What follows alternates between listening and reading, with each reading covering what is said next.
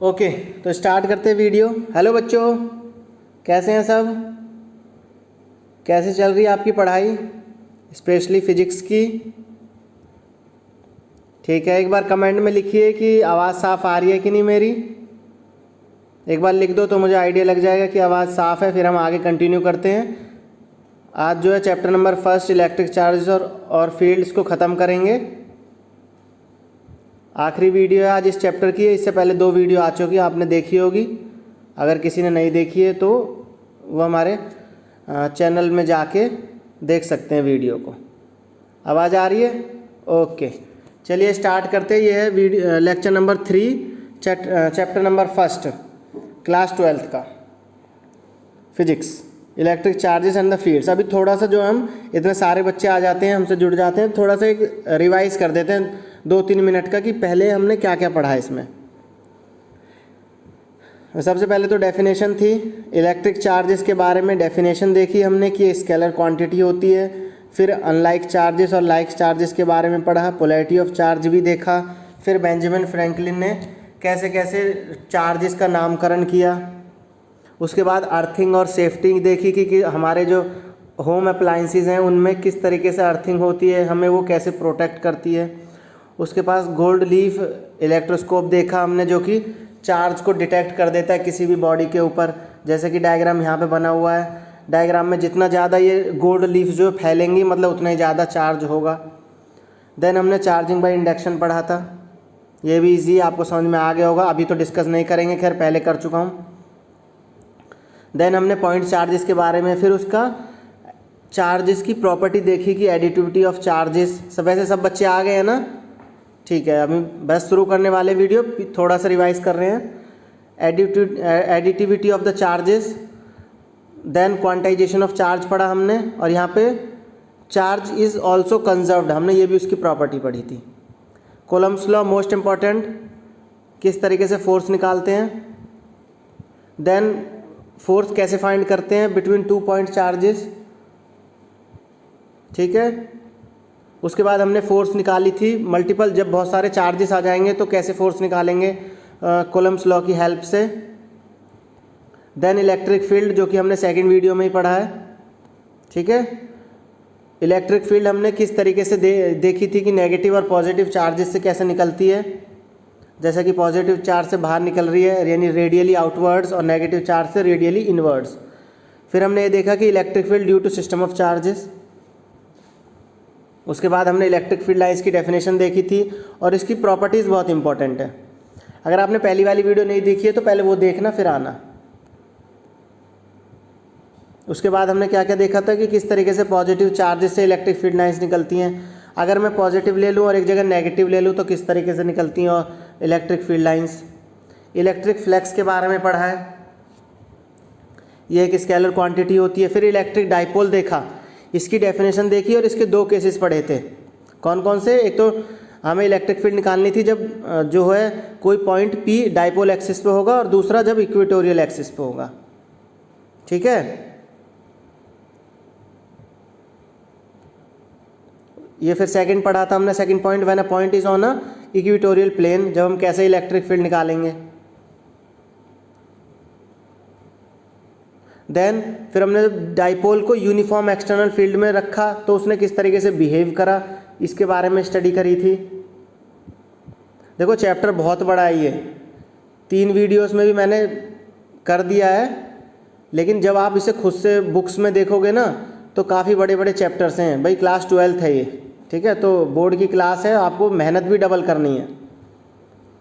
Then हमने देखा था कि जो आखिरी टॉपिक था पिछली वीडियो का, कि क्या होता है जब हम किसी डाइपोल को नॉन यूनिफॉर्म इलेक्ट्रिक फील्ड में रख देते हैं। ठीक है, तो चलिए अब वीडियो शुरू करते हैं, जो आज की वीडियो है। चलिए आज से शुरू करते हैं अपना टॉपिक, जो नया टॉपिक है और आखिरी भी है।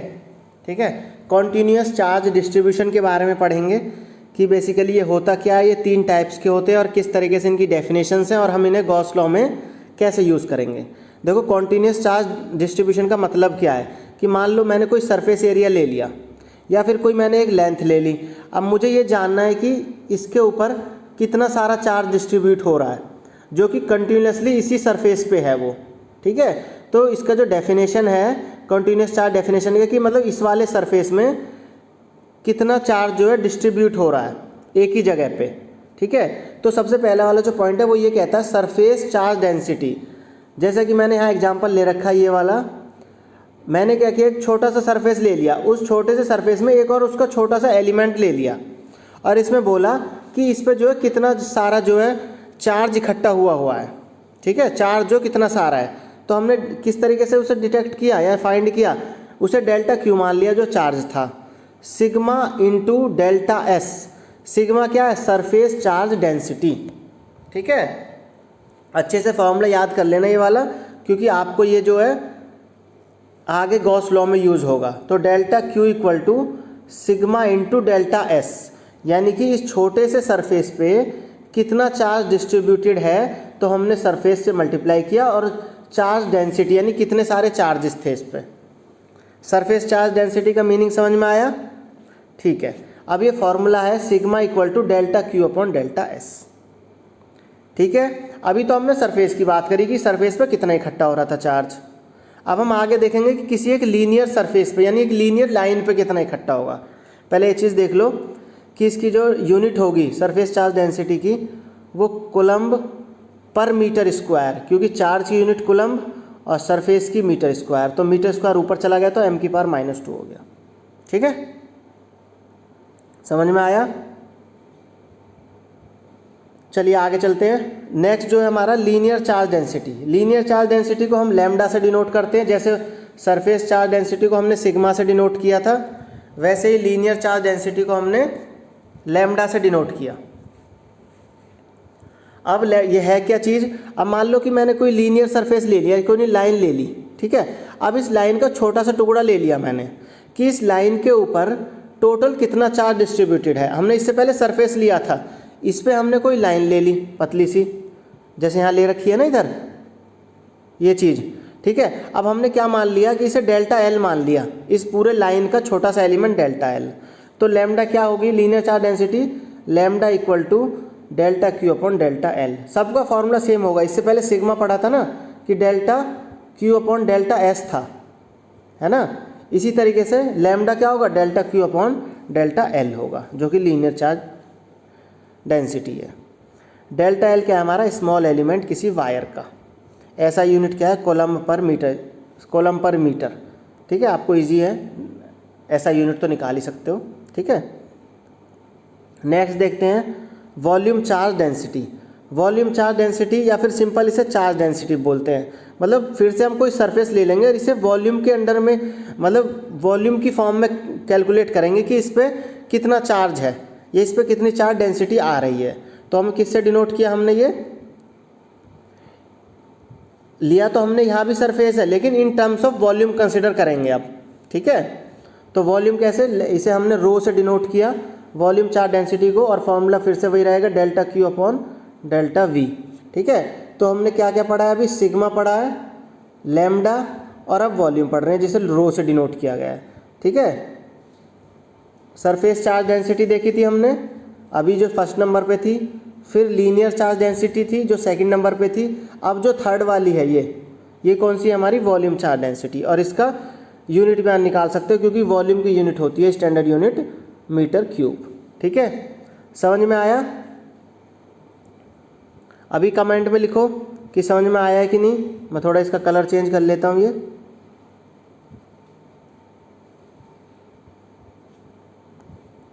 अब ठीक है, ठीक है। ये चीज़ अच्छे से समझ लो, फिर आगे यूज़ करेंगे हम इसे। चले आगे बढ़ते हैं, बढ़े आगे। समझ में आया एक बार लिखो, कमेंट में लिखो। अगर नहीं समझ में आएगा तो मैं फिर से एक और वीडियो बनाऊंगा इसके लिए। चलिए आगे चलते हैं। Gauss law most important topic है आपके पूरे इस चैप्टर का। गॉस लॉ का डेरिवेशन या इसकी डेफिनेशन या इसकी 3 एप्लीकेशन एग्जाम में पूछा ही जाता है कुछ ना कुछ इससे रिलेटेड, तो बहुत अच्छे से समझ लेना, पूरे कान खुले रखो, ठीक है। नोट्स भी बनाने हैं, पहले अच्छे से वीडियो समझ लो, समझ गए तो बहुत आसान हो जाएगा आपके लिए वीडियो बना, मतलब नोट्स बनाने।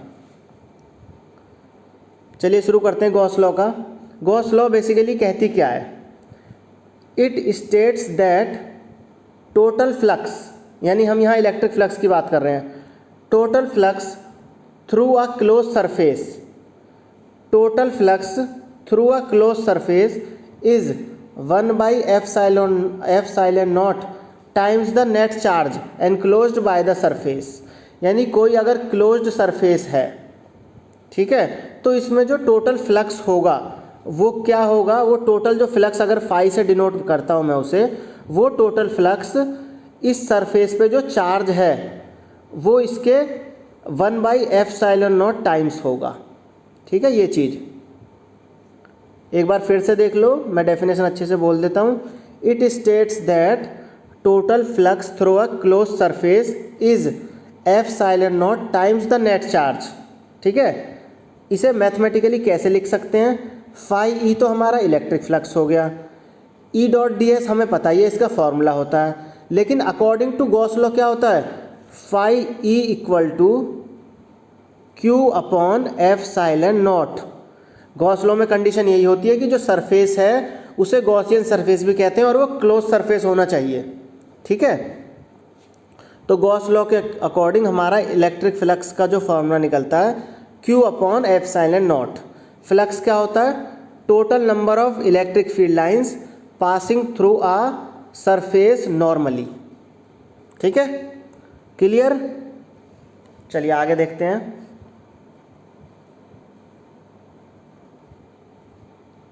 अब हम क्या देखेंगे इसमें, जो हमने फाई लिया था, जो phi according to Gauss law Q upon epsilon naught होता है, इसको प्रूफ करेंगे, ये भी प्रूफ पूछ लिया जाता है। तो बेसिकली हमने लिया क्या है इसमें, जो यहाँ लिखा है, let us consider we have a sphere of radius r and the charge Q is placed on its centre. जो चीज़ मैं बोलता हूँ उसे अच्छे से सुना करो, मैं फिर से बोलता हूँ। Suppose consider a sphere of radius r and the charge Q is placed on the centre of the sphere, और हमने S पूरा जो गॉसियन सरफेस मान लिया इसे।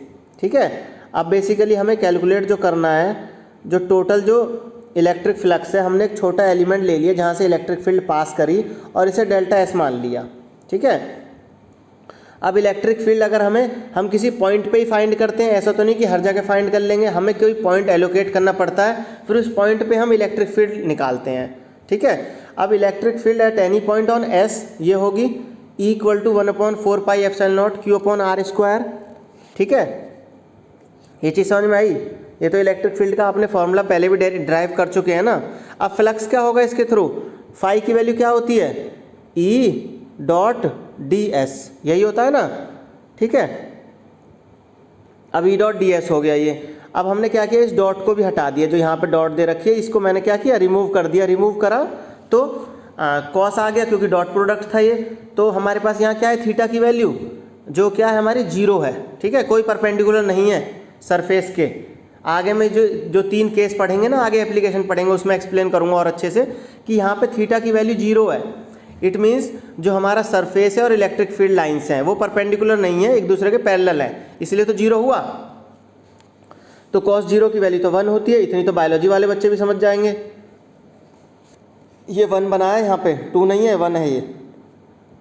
ठीक है, अब हमारे पास क्या हुआ कि phi equal to E dot D S रह गया। अब ई की वैल्यू का अभी हमें बाद में पुट करेंगे, पहले हमने यहाँ पे इंटीग्रेशन का साइन पुट कर दिया, तो ई डॉट डी एस हुआ, और डी एस का जो इंटीग्रेशन होता है वो सिर्फ एस होता है ना भाई। ये चीज़ तो आपको पता होनी चाहिए, 11th में तो खैर आपने नहीं पढ़ा, लेकिन इंटीग्रेशन आप अच्छे से पढ़ लीजिएगा, क्योंकि कुछ बायोलॉजी के, मैं सिर्फ बायोलॉजी स्टूडेंट्स की बात कर रहा हूँ, क्योंकि मैथ वालों को तो आता होगा थोड़ा बहुत। तो अब जो हमारा डी एस है, जैसे हमारे पास ये था 1, एक बार फिर से लिखता हूँ, मेरे को अगर इस चीज़ का हमें इंटीग्रेशन करना होता है ना, तो सिर्फ जो जिसके रेस्पेक्ट में कर रहे हैं वही आंसर आ जाता है। तो वही चीज़ लिखी है यहाँ पे मैंने, ई एस। ठीक है, तो phi E equal to E into 4πr square. 4πr square कहाँ से आया, सरफेस एरिया ऑफ स्फीयर। ठीक है, सरफेस एरिया ऑफ स्फीयर क्या होता है, 4πr स्क्वायर। अब मैंने क्या किया, जो ई की वैल्यू ऊपर से निकाली थी ना, ये वाली जो थी, अब मैंने क्या किया, इस वाली वैल्यू को कहाँ पे पुट कर दिया, इधर। ठीक है, देखो डेरिवेशन पहले से ही करके रखता हूँ मैं, क्योंकि अभी जो है बोर्ड है नहीं हमारे पास, तो जिस तरीके से मैं पढ़ा रहा हूँ वैसे ही पढ़ाना पड़ेगा जब तक ये लॉकडाउन चल रहा है। तो हो सकता है कि कई बार ऊपर नीचे जो है पेजेस हो जाते हैं और डेरिवेशन कम्प्लीटली जो दिखती नहीं है आपको, तो आप जो है अच्छे से पहले से ही याद रखा करो कि मैंने क्या क्या वैल्यूज़ ली थी। तो मैंने ई की वैल्यू यहाँ पुट कर दी इधर, ये वाली जो वैल्यू है ये पूरी ई की वैल्यू है और ये 4πr² है।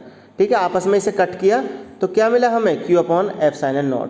अकॉर्डिंग टू गॉस लॉ यही तो था कि φe = Q/ε0, यही तो था, है ना। तो हमारा जो है गॉस लॉ का भी प्रूफ हो गया using the sphere.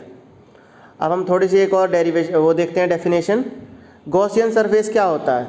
It is a hypothetical close surface enclosing a charge. एक तरीके का ये हाइपोथेटिकल क्लोज सरफेस है जिसके अंदर चार्ज जो एनक्लोज्ड है पहले से ही। तो हमारा जो हाइपोथेटिकल होता क्या है, जो हम एज्यूम कर लेते हैं, अपनी कल्पना में एज्यूम कर लेते हैं कि ये सरफेस हमारा गॉसियन सरफेस होगा जिसमें गॉस लॉ अप्लाई होगी। ठीक है, तो कई बार क्वेश्चन आ जाता है कि आपको जो है कोलम्स लॉ की हेल्प से गॉस लॉ ड्राइव करनी है। ठीक है, तो मैं वही चीज़ समझाऊंगा अब। नहीं, गॉस लॉ की हेल्प से कोलम्स लॉ ड्राइव करनी है। समझ में आया? गॉस लॉ की, यानी जो गॉस थ्योरम है ना, जो φe = Q/ε0 है, इसकी हेल्प से। ठीक है, पहले उल्टा बोल दिया था। गॉस लॉ की हेल्प से कोलम्स लॉ ड्राइव करनी है।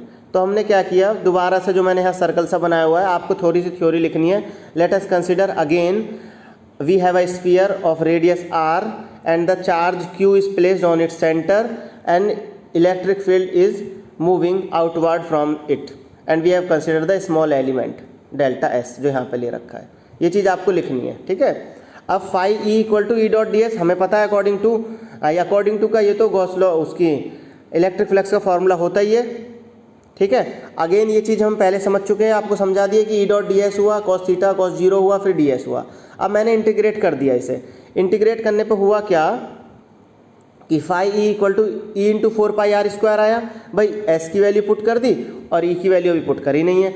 गॉस लॉ के अकॉर्डिंग φe = Q/ε0 होता है। तो जो आपको दोनों इक्वेशन दिख रही है ना, एक दूसरे को इक्वेट कर दो। इन्हें इक्वेट जैसे मैंने कर रखी हैं, ये वाली इक्वेट करी। इक्वेट करने पे हमने e की वैल्यू क्या फाइंड करी, 1/4πε0 Q/r²। ठीक है, अब हमें पता है कि जो फोर्स होती है, फोर्स का जो फॉर्मूला होता है वो ये होता है E = F/Q, यही होता है ना। तो F फोर्स का फॉर्मूला क्या हो जाएगा, ये तो इलेक्ट्रिक फील्ड का हुआ, फोर्स का F = Q × E, इधर चला गया ना ये मल्टीप्लिकेशन में, तो वही चीज़ लिखी है मैंने, F = Q0 × E। Q0 हमने जो है पॉइंट चार्ज ले लिया और यहाँ से E की वैल्यू ये वाली पुट कर दी। ठीक है, तो हमारे पास कोलम्स लॉ को भी ड्राइव कर लिया। तो समझ में आया डेफिनेशन क्या क्या, आज हमने क्या क्या पढ़ा है। कॉन्टीन्यूस चार्ज डिस्ट्रीब्यूशन, फिर उसकी तीनों की तीनों definition, Gaussian surface, Gauss law होती क्या है, मैथमेटिकली क्या होती है, प्रूफ कैसे होता है, और गॉस लॉ की हेल्प से कोलम्स लॉ कैसे हम प्रूफ करते हैं। ठीक है, समझ में आया। चलिए आगे चलते हैं। Application of the Gauss law most important है, अच्छे से समझ लेना, एक एक करके समझाऊंगा। 3 एप्लीकेशन है, आती हैं एग्जाम में, इन तीनों में से एक जरूर। सबसे पहला जो एप्लीकेशन है वो क्या कहता है, हमें जो है इलेक्ट्रिक फील्ड ही निकालनी है due to a infinitely long charged wire. Basically लिया ये है कि मैंने कोई चार्ज्ड वायर ले लिया। चार्ज वायर मतलब उससे पूरे पे पॉजिटिव चार्ज है, जैसे कि यहाँ बना हुआ है, दिख रहा है आपको फिगर में। ठीक है, अब मैंने क्या किया, इसको एक ऐसे ही अज्यूम कर लिया एक सिलेंडर के अंदर, जिसकी लेंथ क्या है, L है, और जिस पे 3 सरफेस हैं, एक ये सरफेस, एक ये वाला सरफेस और एक ये S1, यानी S1 S2 और S3। और इलेक्ट्रिक फील्ड हमारी इधर मूव करनी है। ठीक है, और हमें क्या फाइंड करनी है, इलेक्ट्रिक फील्ड जो है फाइंड निकालनी है इस लॉन्ग चार्ज्ड वायर की हेल्प से। ठीक है, थोड़ा सा थ्योरी लिखते हैं, देखो क्या है। Consider a thin infinitely long charge wire, वही चीज़ जो मैंने बोली, having a uniform linear charge density. यहाँ लैम्डा आ गया, जब भी वायर लेंथ की बात आ गई ना यहाँ पे, तो कौन से यूज़ करी हमने, लीनियर चार्ज डेंसिटी, जो कि ΔQ/ΔL था, अगर आपको याद हो, जब अभी पढ़ा है जो सरफेस चार्ज डेंसिटी में। ठीक है, फिर अब हमें पता है, we know that according to electric flux E dot D S होता है, लेकिन इसमें आपको दिख रहे होंगे कि 3 सरफेस हैं, ठीक है। लेकिन हमें क्या करना है कि तीनों सरफेस पे इलेक्ट्रिक फील्ड निकालनी है। जैसे कि आप यहाँ देखोगे सरफेस S2 पे जो इलेक्ट्रिक फील्ड है, इलेक्ट्रिक फील्ड का डायरेक्शन ई ऐसे है और सरफेस का डायरेक्शन क्या है, ऊपर है। तो आपको दिख रहा है एंगल कितना बन रहा है, ये 90 डिग्री, ठीक है। ऐसे ही S3 सरफेस के लिए भी 90 डिग्री है, लेकिन S1 सरफेस के लिए क्या है, थीटा की वैल्यू 0 है। ये चीज़ क्लियर है आपको जो मैंने बनाई हुई है कि S2 और S3 सरफेस के लिए तो थीटा की वैल्यू 90 डिग्री है, मतलब इलेक्ट्रिक फील्ड और सरफेस क्या है, जो DS2 और DS3 हैं वो परपेंडिकुलर है, मतलब थीटा की वैल्यू 90 डिग्री। और पहले वाले सरफेस S1 के लिए थीटा की वैल्यू 0। अच्छे से समझ लेना, ये चीज़ समझ में आई। अगर समझ में भी नहीं आती है ना तो वीडियो ख़त्म होने के बाद दोबारा से देखना, मुझे कमेंट में लिख के बताना, क्योंकि एकदम से तुरंत रिप्लाई देना नहीं हो पाता। लेकिन फिर भी मैं आप वीडियो देख रहे हैं कि नहीं, ये चीज़ मैं देख रहा हूँ, ठीक है। तो आप अपने विचार जो है कमेंट में लिख के बता सकते हैं कि क्या समझ में आया, वीडियो कैसी लगती है, ठीक है। लाइक ज़रूर करना वीडियो को। समझ में आया तीनों चीज़ें। S1 सरफेस पे थीटा की वैल्यू 0 और इस वाले सरफेस पे और इस वाले सरफेस पे थीटा की वैल्यू 90 डिग्री। अब अगर थीटा की वैल्यू 90 डिग्री है तो ये जो मैं अंडरलाइन कर रहा हूँ ये तो पूरा 0 हो जाएगा, क्योंकि cos 90 0, इधर भी cos 90 0, तो बचेगा एक सरफेस जो बीच वाला था S1। अब हमें पता है कि सरफेस एरिया ऑफ सिलेंडर क्या होता है, 2πRL। जो हम बोले कर्व्ड सरफेस एरिया जो होता है वो 2πRL होता है। वैसे आपने 2πRh पढ़ा होगा, हमने हाइट इसमें L मानी थी, ठीक है। ये चीज़ क्लियर है। Phi equal to E dot D S one और phi equal to E into 2πRL लिया हमने। Charge enclosed by the Gaussian surface, जो हमने लीनियर चार्ज डेंसिटी ली थी Q equal to lambda L, यही तो था भाई। कैसे निकालते हैं, जो लीनियर चार्ज डेंसिटी का फॉर्मूला Q अपॉन L होता है ना, ऐसे भाई। वहाँ शुरू में मैं डेल्टा ले लेता था, लेकिन अब स्मॉल एलिमेंट कंसीडर नहीं कर रहा तो डेल्टा हटा दिया, तो Q की वैल्यू क्या हुई, लैम्डा इंटू L, जो यहाँ पे लिखी है ये, ठीक है। आगे देखते हैं। अब phi E equal to E into 2πRL हम निकाल चुके हैं और Q की वैल्यू लैम्डा L, हमें ये चीज़ भी पता है, ठीक है। अब हमें क्या करना है, according to Gauss law, Gauss law के हिसाब से हमें पता है कि Q अपॉन एप्सिलॉन नॉट होता है। तो हमने क्या किया, पहली वाली इक्वेशन जो उससे फाइंड करी थी, उस सरफेस से चार्ज्ड वायर जो लिया था, और गॉस लॉ यानी 1 और 2 इक्वेशन को एक दूसरे के इक्वेट कर दिया। इक्वेट करने से जैसा कि आपको दिख रहा होगा ये चीज़, इक्वेट करने पे ये आया, ठीक है। अब मैंने क्या किया है, इस वाली स्टेप में Q की वैल्यू पुट कर दी, क्या, लैम्डा L। तो लैम्डा L दिख रहा है आपको इधर, लैम्डा L आ गया। अब यहाँ से सिंपली L से L कैंसिल आउट हुआ और E की वैल्यू आ गई in terms of linear charge density. यही हमारी इलेक्ट्रिक फील्ड होगी पहली इन्फानाइटली चार्ज्ड वायर पे, ठीक है। समझ में आया, ठीक है। एक बार लिखो समझ में आया कि नहीं, फिर अगला केस पढ़ते हैं इसका। चलिए शुरू करते हैं। थोड़ा सा रेस्ट ले लो, वैसे 5 सेकंड का रेस्ट लेते हैं, आप भी थक गए होगे। चलिए शुरू करते हैं, अगला केस देखते हैं। जो है सेकंड गॉस लॉ की एप्लीकेशन करेंगे, जो सेकंड नंबर की है। इससे पहले हमने चार्ज वायर को देखा था, अब हम देखेंगे चार्ज कोई प्लेन शीट होगी, ठीक है। प्लेन शीट मतलब कुछ इस तरीके से जो फिगर दे रखी है ना आपको, ये वाली जो फिगर है। लेट अस कंसीडर, जो थ्योरी का मैं लिखवा रहा हूँ, let us consider we have a charge plane sheet on through which the cylinder is passed, ठीक है। सिलेंडर जो है इसके बीच में से पास हो रहा है, तो इसके 3 सरफेस बन रहे हैं, एक ये सरफेस है, एक इधर है और एक इधर है। तो हमारी जो इलेक्ट्रिक फील्ड लाइन्स है या तो इस वाले सरफेस के थ्रू हैं या फिर इस वाले सरफेस के थ्रू हैं, ठीक है। लेकिन हमारा जो ये वाला सरफेस है ऊपर और नीचे वाला, इससे कोई इलेक्ट्रिक फील्ड लाइन्स नहीं है। अगर कोई भी इलेक्ट्रिक फील्ड लाइन्स नहीं होंगी ऊपर वाले और नीचे वाले सरफेस से, तो हमारा क्या होगा, यहाँ पे 0 हो जाएगा इस वाले सरफेस के लिए इलेक्ट्रिक फील्ड लाइन्स, ठीक है। तो ये जो थ्योरी आप देख लो, यहाँ से ये चीज़ लिखना है आपको पूरा। Consider a infinite plane sheet of charge with surface charge density. यहाँ पे हम सिग्मा ले रहे हैं, पहले वाले केस में क्या लिया था, लीनियर चार्ज डेंसिटी ली थी। अब हमें क्या करना है, इस P पॉइंट पे पी पॉइंट पे इलेक्ट्रिक फील्ड निकालनी है, तो पी पॉइंट पे निकालने के लिए इलेक्ट्रिक फील्ड यहाँ से निकल रही है और एक इमेजिनरी पॉइंट हमने पी इधर भी ले लिया, तो सिर्फ जो इलेक्ट्रिक फील्ड है इन दो पॉइंट सरफेसिस पे है, इधर नहीं है। तो इसीलिए जब हम आगे चलते हैं, आगे ये है कि total flux through the close surface, जो दो सरफेसिस है ना, एक तो सरफेस इधर वाला और एक सरफेस इधर वाला, जो बीच वाला सरफेस है यहाँ इलेक्ट्रिक फील्ड जीरो है। तो हमने क्या मान लिया इसे, जो बीच वाले सरफेस था, जो पीछे वाली फिगर की, वहाँ तो इलेक्ट्रिक फील्ड जीरो, तो इलेक्ट्रिक फ्लक्स भी जीरो। लेकिन जो लेफ्ट वाला और राइट वाला जो सरफेस है वहाँ इलेक्ट्रिक फील्ड है, उसमें हमने इसे मान लिया ई डॉट डी एस और ई डॉट डी एस, तो ई ए प्लस ई ए, तो टोटल कितना होगा 2EA। ठीक है। अब गॉस लॉ के अकॉर्डिंग क्या होता है, phi equal to Q upon epsilon naught होता है ना। ये चीज़ समझ में आई, ये तो खैर पता ही है आपको। और फाई की वैल्यू क्या आई है हमारी, जो टोटल इलेक्ट्रिक फ्लक्स है वो 2EA आया है, जो अभी निकाला है दो सरफेसिस का। और मैंने यहाँ क्यू की वैल्यू क्या पुट कर दी इधर से, लैम्डा QA, तो इस वजह से ये वाली इक्वेशन आई है, Q equal to lambda A upon epsilon naught, A से A कैंसिल आउट हुआ और बचा क्या हमारे पास, सिर्फ E equal to sigma upon 2 epsilon naught. तो ये थी हमारी गॉस लॉ की सेकंड एप्लीकेशन। ठीक है, समझ में आया? या एक बार और बताऊं? चलिए एक बार और थोड़ा सा डिस्कस कर लेते हैं। खैर ये वो डेरिवेशन तो कर लोगे आप। बेसिकली था ये कि एक इन्फाइनाइटली चार्ज प्लेन शीट है, उसमें से हमने एक सिलेंड्रिकल सरफेस या फिर सिलेंड्रिकल बॉडी पास करी, तो हमें इलेक्ट्रिक फील्ड फाइंड करनी थी इस पॉइंट P पे। ठीक है, तो इलेक्ट्रिक फील्ड इधर से निकल रही है, इलेक्ट्रिक फील्ड इधर से निकल रही है, लेकिन वो ऊपर या नीचे से नहीं है कोई भी इलेक्ट्रिक फील्ड, तो यहाँ वाला जीरो हो गया, इन दोनों को ऐड किया था तो 2EA हो गया था। ठीक है, उम्मीद करता हूँ समझ में आ गया होगा। चलिए अब लास्ट एप्लीकेशन करते हैं इसकी, गॉस लॉ की।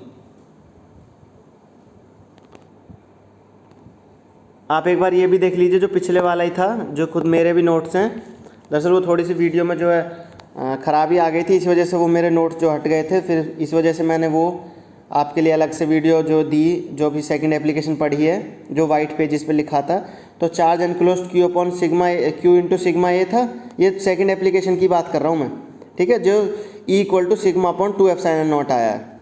ठीक है, तो इस तरीके से आया है वो।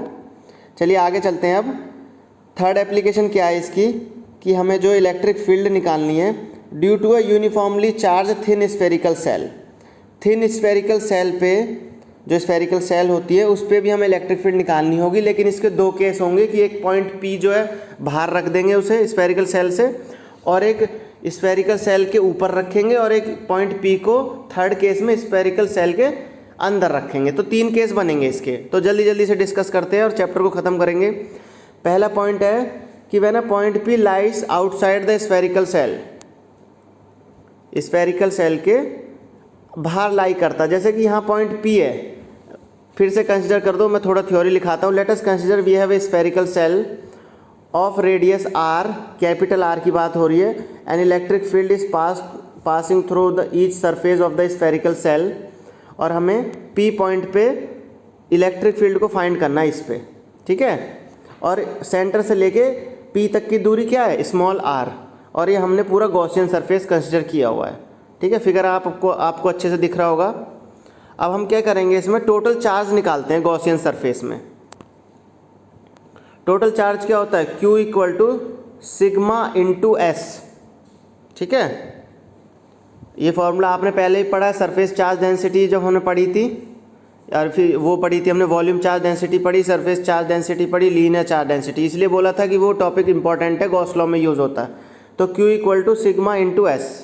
ठीक है, फिर बाद में क्या लिया हमने कि इस S की वैल्यू, ये सरफेस एरिया ही तो है बेसिकली, हम इसे A से भी रिप्रेजेंट करते हैं, जैसे हमने पहले केस में सेकंड केस में रिप्रेजेंट किया। वैसे ही अब हम इस S को क्या मान लेंगे, 4πr²। अब स्फीयर का तो आपको पता ही है क्या होता है एरिया, 4πr² लिया और सिग्मा को ऐसे कैसे लिख दिया।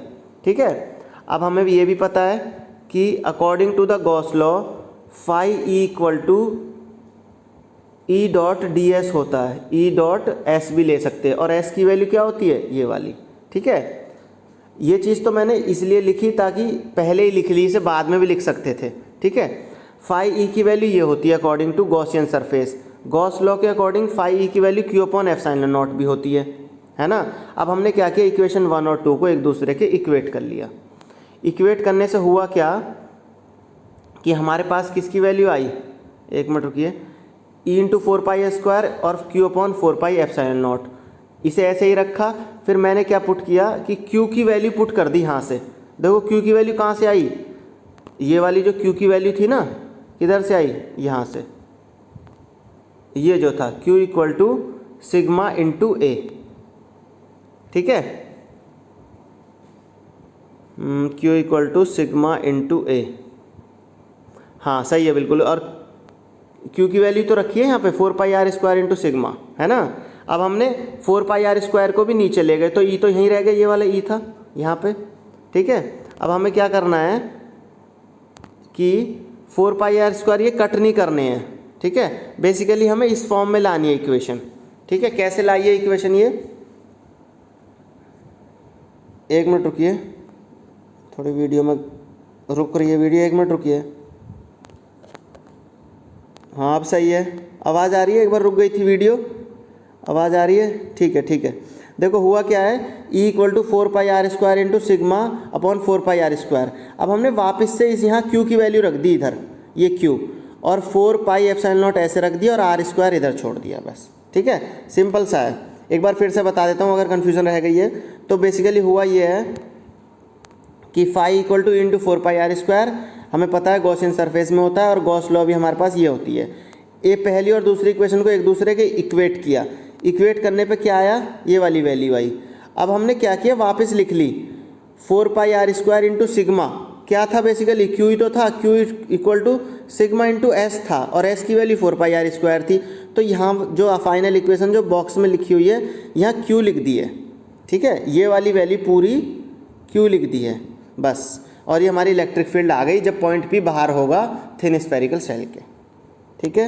अब हम देखते हैं जब point P lies on the spherical cell, जब वो उसके ऊपर ही लाई करेगा, अंदर की बात नहीं कर रहे पॉइंट पी के, जब उस स्फेरिकल सेल के ऊपर लाई करेगा तो कितना आएगा, यानी इलेक्ट्रिक फील्ड कितनी आएगी। तो गॉस लॉ अप्लाई करते हैं, सेम मेथड, ये तो गॉस लॉ के अकॉर्डिंग हो गई और ये हमारे इलेक्ट्रिक फ्लक्स के अकॉर्डिंग हो गया।